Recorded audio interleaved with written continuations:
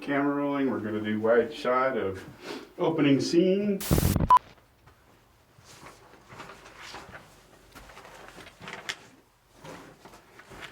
So, Paul, what's this new movie about?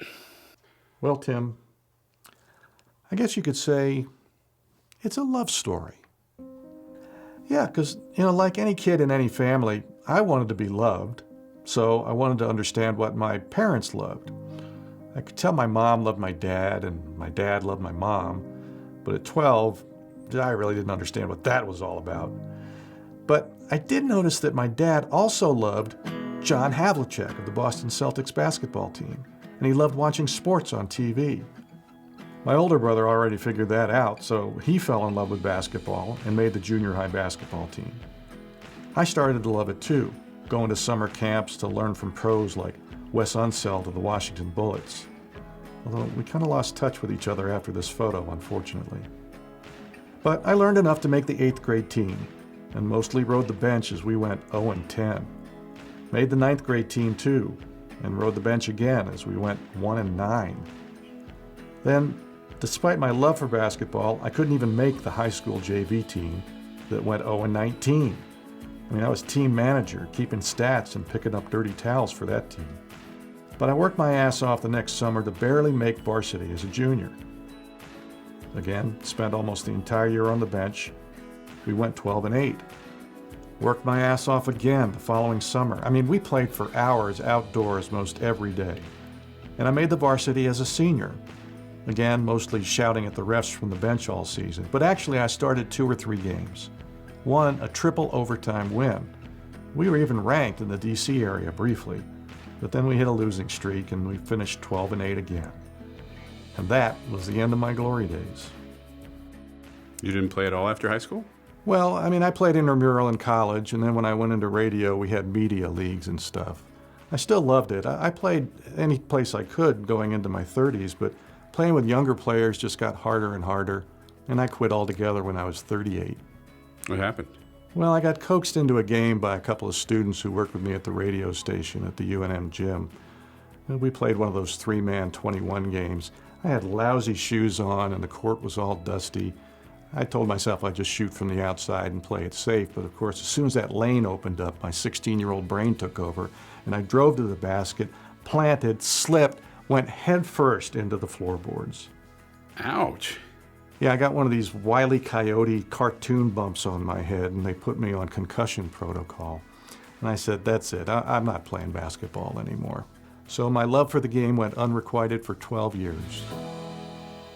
Then I learned there was a game for older players on a reserved court twice a week. And all I had to do to make the starting 5 was be the first to show up at the gym.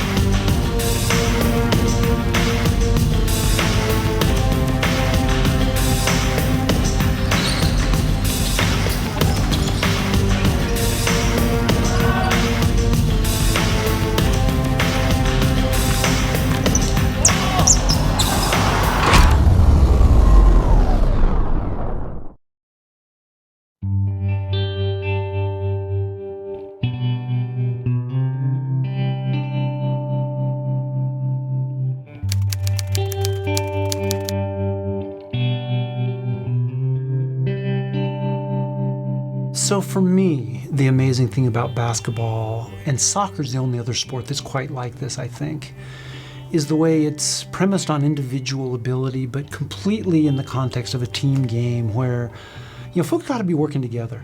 5 mediocre players working together can beat 5 better players not working together. It's just a great game. So it's a lot of exercise, it's teamwork. Tim and I used to laugh because we could beat the better players because they weren't playing as a team and we could. So that was always fun. As a basketball player, you can't hide as completely as you can, say, on the soccer field, I feel like. So on soccer, as long as you're running back and forth, nobody really notices. But 5 guys, basketball, you really can't just kind of be running back and forth out there. So I like the fact there's a little individual responsibility. There's room to impact the game, to make a shot, to, make a block, whatever.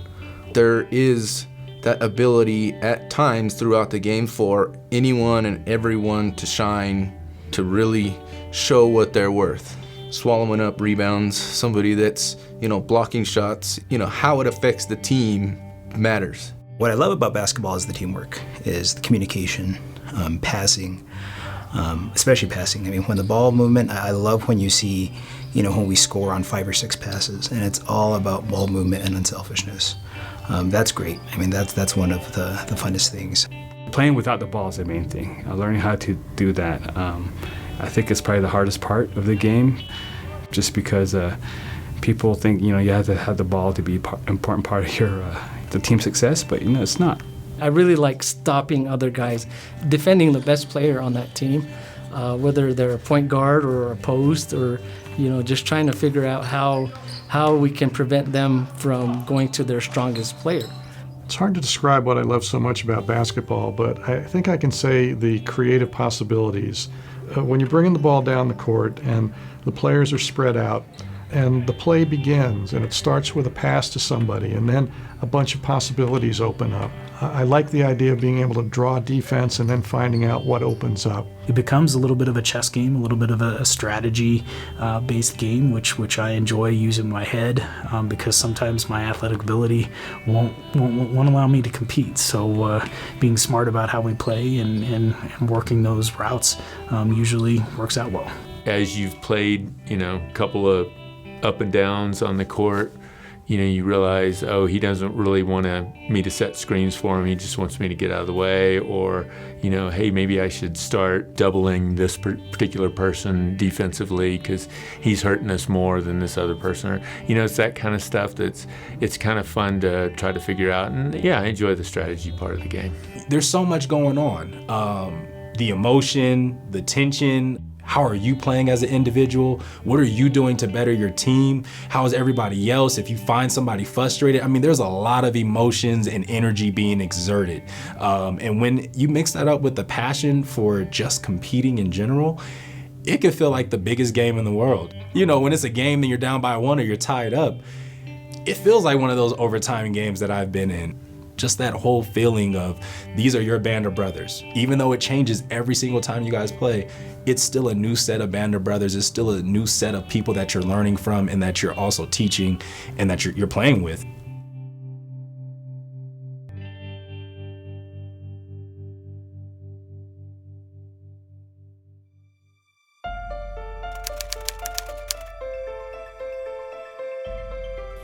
All right, so here's a list. It's the names of a lot of the guys who've played. Some have been around the longest. And just say something top of mind when you see these names. I think Tim and Bruce and obviously Paul and Rich, right? Because those are, to me, what I kind of consider are like the pillars of the Noontime Legends, right? And one person who isn't on here, I notice, is Stuart Nelson. My name is Stuart Nelson, and I'm 66 years old. And I used to work in the registrar's office from 1980 until 2008. Just after I started, he was in registration, and he'd pick up people to play basketball because you'd go register, and he didn't know anything about you. But he saw me one time, and he thought maybe I played basketball, and so I've known Stu forever. And I've been playing noontime ball since 1980 also until a few years ago. Yeah, there isn't a lot of film of Stu playing because he hasn't played in a number of years, but there is one where you get a sense of He is totally trying to contribute even though he's not expecting to take many shots or score. I mean, if you watch him, he's just all the time waving to his teammates saying, come take this pick, come take this pick. And I know in that one film, there's just shot after shot after shot on his team where he's cleared the defender with one of his picks. I started learning about the game in the late 60s, and I was with a high school team from Shiprock, New Mexico. I ended up being a student manager because it was too short and not quick enough. And eventually came down here in 1969 for the state tournament. And that's when I made up my mind I was going to go to school here. Came down to school here in fall of '71, and then eventually got to know some of the guys at the gym. And one of the individuals I got to know a little bit better later on was Tim Gutierrez. It basically got started with the faculty of then what was called HYPER, Health Education, Physical Education, and Recreation. So I started out as a coordinator in rec services. And our noontime fun was to either go jog around the North Golf Course, play in the weight room, and/or play ball. Playing ball tended to take the priority over all of those. At the beginning, we mixed students because sometimes we didn't have enough people to play with, so we invited some of the students to play, and then eventually we got word out to the campus to get more people in. Probably in the late 70s, early 80s, we unofficially made it official and started calling ourselves the Noontime Legends. We printed some tank top t-shirts, reversibles, and on those it had a basketball in the middle and it said Noontime Legends. We were very proud of ourselves. We thought we were all that and more. There were really two games on parallel courts. There were the NBA games, which were for the good players, and the CBA games, which were for the not-so-good players. And so I joined the CBA group, and we played for several years. Late 80s, early 90s, students started to come in and play noontime ball. And so at the time, there was, like I said, it was an unofficial group, so we did not keep students up from competing with us. All of us were young enough at the time that we could actually keep up with them. And so, we had some very competitive games. And they spent most of their time bickering, arguing fouls. There was sometimes I'd leave the gym with, that was crappy today. There was way too much arguing, and it also got kind of negative and personal sometimes. There were times when we were playing where it was rough out there, right? And there were occasionally fights and people would get banned for a little while. Even some of the staff guys were getting involved in that. And it was very selective. Oftentimes, if you showed up, you wouldn't get picked for a game or things like that. Some of us, I think it was some of the older people, both had a feeling we wanted a game that wasn't with as much arguing and things like that, and also a game that was a little friendlier to our older bodies. Mainly without having to cover 19-year-olds. That's what I noticed early on. Yeah, so some of us said, hey, why don't we get a game for older guys and people who want a little bit different mood with the game. I just ran into him. I got him keys. I'm Jim Todd. I am 59 years old. All right. Thanks. I work at UNM as a director of recreational services, which means I sponsor all the recreational activities. It also means I manage the pool and the Johnson Center. I was approached by my supervisor, Tim Gutierrez, to create a league that was tailored to the less athletic folk on campus, the older, a little bit older, less competitive. And so we got together, talked about the framework, and tested it, and it seemed to work, and it was popular. So it kind of took off from there. The original concept was just to have a fun, very friendly game. And that's why I call it 3 Fs, or now that's 4 Fs. It's fun, friendship, fair play, and fitness. And that's how it started. It truly did. It was a lot of fun. People didn't argue over calls. There weren't hard fouls. There weren't a lot of intentional fouls. There were clumsy fouls because a lot of us aren't good at basketball, but we think we are and we want to be, and we play hard, which is okay. But so that was the concept. That's how it originally started. Back then, everybody is at the same level. No one's any faster, jump any higher, so to speak. It makes the game fun for everybody there. Each week it was nice, once a week or twice a week, to go out, try to get there early, if work was tough that day, it was nice to get away for lunch and relieve that stress. When I first started playing for the Noontime Legends, I met another team member, and he invited me out there. And so I thought, that sounds like fun. It sounds like a group of older people, not so competitive that I couldn't keep up with. And so I was very pleasantly surprised while I was playing that everybody was accepting of my limited skills at playing basketball. I really didn't have a shot. I loved to rebound the ball, and the guys gave me a kudos on rebounding and called me Dennis Rodman once in a while. And so that was incentive for me to be out there, even though I most of the time would pass the ball off to somebody else to shoot. It was the Noontime Legends that I was able to practice and get better and improve. There were some people who would encourage me, here's the ball, take that shot. Don't just play defense. If you're not shooting, they're not going to guard you. Helping the team out so that we could advance and stay on the court and continue to play. And that sort of goes hand in hand with kind of like what we do on the basketball court, where I said we look out for each other, and we know a guy, maybe he's not the best shooter, but he can do this or he can do that. And that's what I really like about this group, is that we're really close in that respect. We look out for each other. One of the huge benefits, I think, of doing it was that the group of people that played were so widely spread throughout the university. There was Health Science Center, there were main campus people, there were sometimes from athletics, there were people who were there. The old women's basketball coach played with us for a while. And it was academic and staff. And so you built a relationship with people. If you ever did meet them in the work environment, it was in a totally different mind frame, because you knew them. Can't BS each other when you play basketball every day against each other, right? And your loyalty becomes strengthened too, right?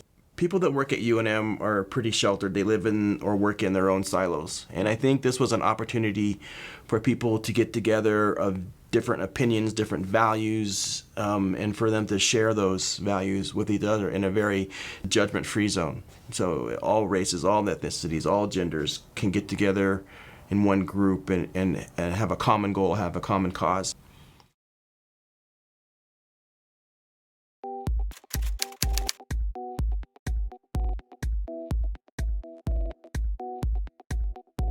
So usually the first person to arrive goes to the equipment room and picks up 2 bags from there. One bag has all of the different jerseys that we're going to be wearing, and the other bag has 3 basketballs and a clipboard for people to sign up as they arrive to get assigned to different teams.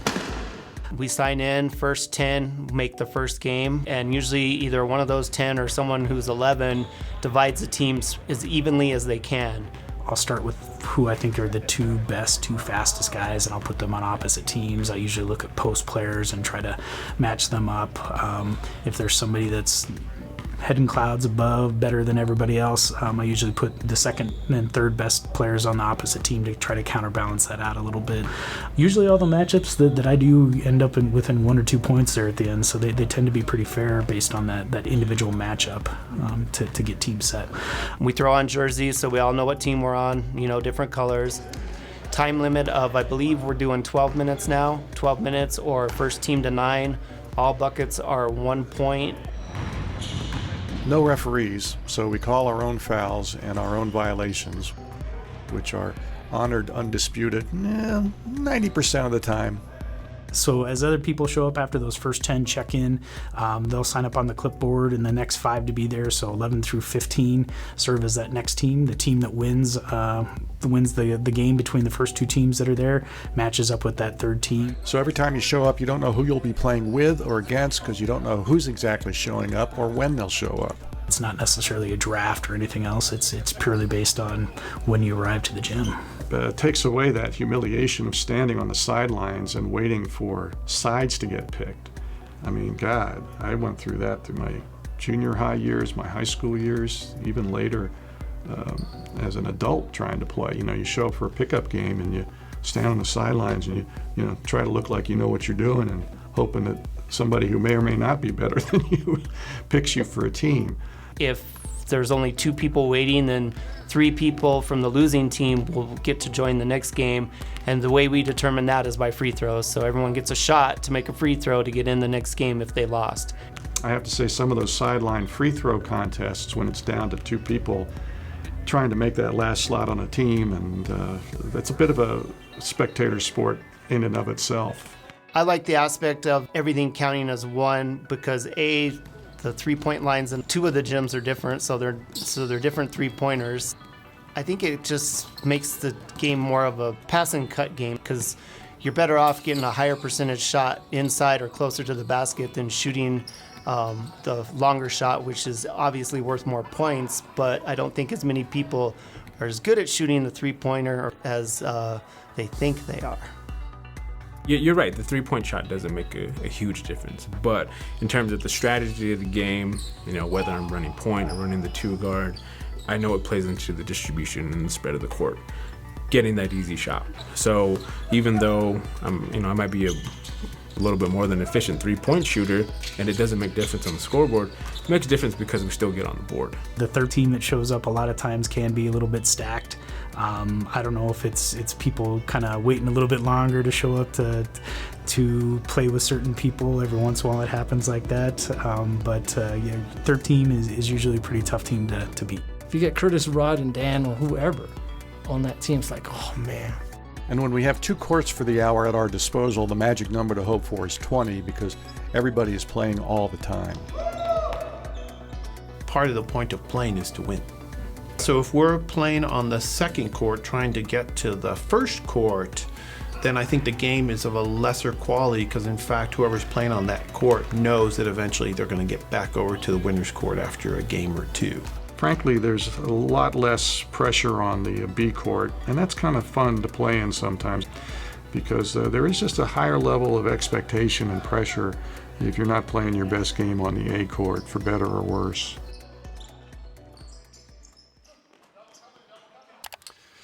I don't know. What do you think so far? I like it. That old footage that your friend shot is good, and the interviews about the history is cool. But what?